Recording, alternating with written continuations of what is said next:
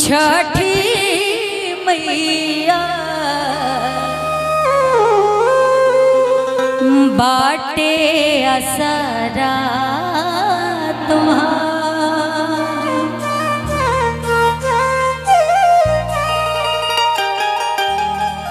दुखवा मिटाए छठी मैया बाटे असरा तुहार।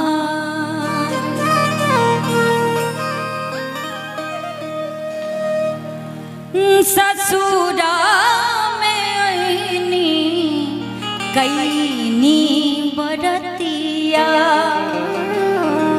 जियारा जुड़ाई देला पिया के सनहिया कोसिया भराइब छठी मैया बाटे असरा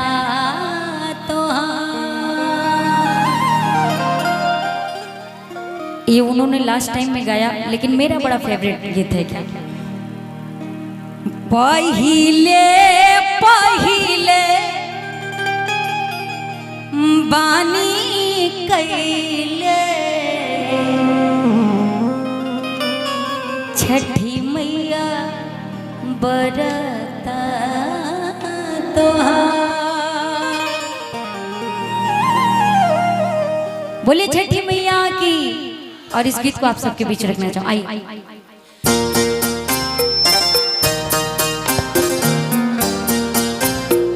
बोले छठी मैया की।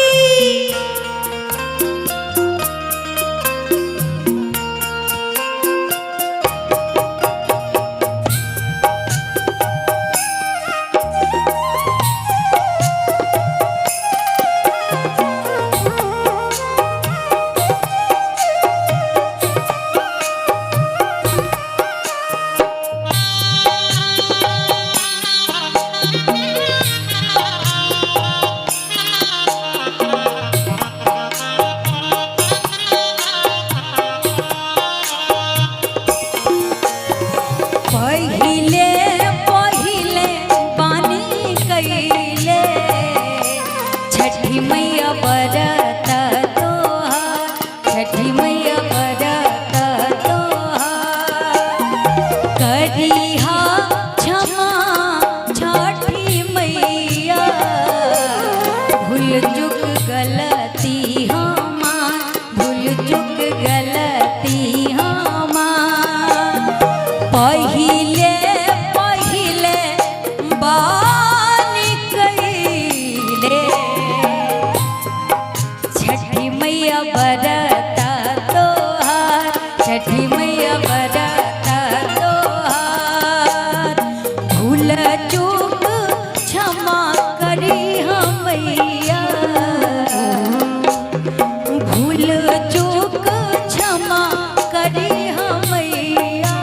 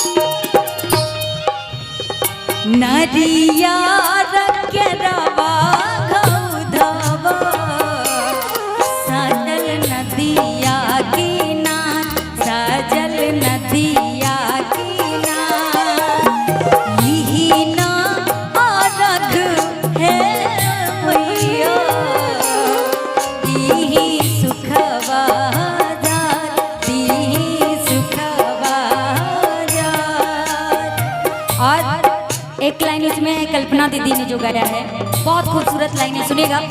अच्छा, ये माता बहन लोगों के लिए स्पेशली। बानी आना जानना ज्ञान बुद्धि बाटे, माई तू ही करिहा मदतिया।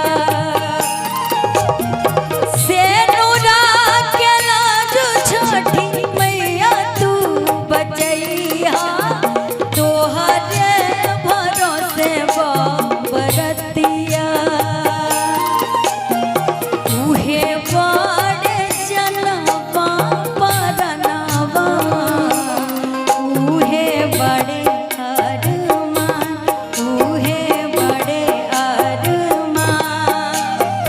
पहिले पहिले पानी कैले छठी मैया बरत तोहार, छठी मैया बरत तोहार, छठी मैया बरत तोहार, छठी मैया बरत तोहार। बोले छठी मैया की। एक बार जोरदार ताली बजा दीजिए इस भजनों पर। बहुत ही सुंदर